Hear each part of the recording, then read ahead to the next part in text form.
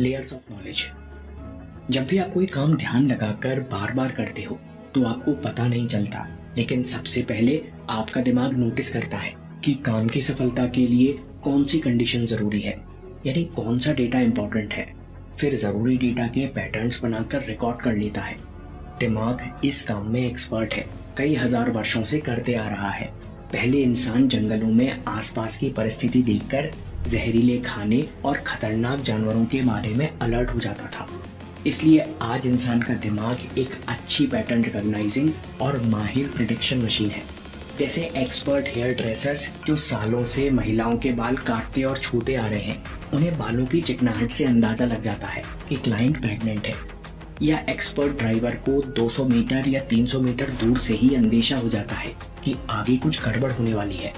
क्योंकि जब भी आप कुछ बार बार अनुभव करते हो तो आपके कॉन्शियसली बिना सोचे दिमाग कैलकुलेशन करके डेटा स्टोर कर लेता है।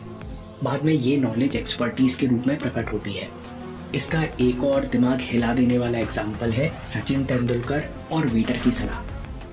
ये बात 2004 की है, जब इंडिया और ऑस्ट्रेलिया के बीच टेस्ट चल रहा था और सचिन तेंदुलकर चेन्नई के ताज कोरोमंडल होटल में रुके हुए थे। सचिन कहते हैं कि शाम के समय एक वेटर मेरे कमरे में कॉफी देने आया। उसने धीमी आवाज में पूछा, सर आप बुरा ना माने तो एक बात कहूँ? सचिन ने कहा, हाँ बताओ। वेटर ने कहा, सर मैंने देखा है कि जब भी आप एल्बो गार्ड पहनते हैं तो आपके बल्ले का स्विंग बदल जाता है। आपके शॉट्स देखकर लग रहा है कि एल्बो गार्ड के कारण आपको रिस्ट मूवमेंट में दिक्कत आ रही है। सचिन कहते हैं कि वो वेटर 100% सही था। मैं भी कुछ समय से बैक स्विंग और एल्बो गार्ड के बारे में सोच रहा था। सचिन तेंदुलकर कहते हैं, लेकिन मैं हैरान इस बात से था, वो वेटर दुनिया का एकमात्र व्यक्ति था जिसे ये बात पता थी। सचिन तेंदुलकर कहते हैं, ये बात मेरे कोच भी नहीं जानते थे। मैंने उस वेटर से पूछा, आपको ये सब कैसे पता चला? तो वेटर ने सचिन से कहा, सर मैं आपका फैन हूँ, आपकी हर इनिंग की हर बॉल 5 बार रिवाइंड करके देखता हूँ, इसलिए पिछली कुछ पारियों को देखकर लगा कि एल्बो गार्ड की वजह से आपकी बैट स्विंग पूरी नहीं हो रही। इसके बाद सचिन तेंदुलकर ने अपना गार्ड और टेक्निक दोनों सुधारी।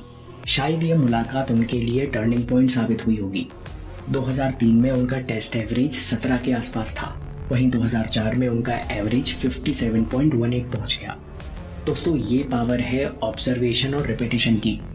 आप चाहे कोई भी हो, अगर आप बार बार किसी चीज की प्रैक्टिस करते हैं या बार बार उस चीज को ऑब्जर्व करते हैं तो आप एक कला विकसित कर लेते हैं। आपको चीजें और पैटर्न्स दिखने लगते हैं जो साधारण अनट्रेन्ड आंखों के लिए असंभव है।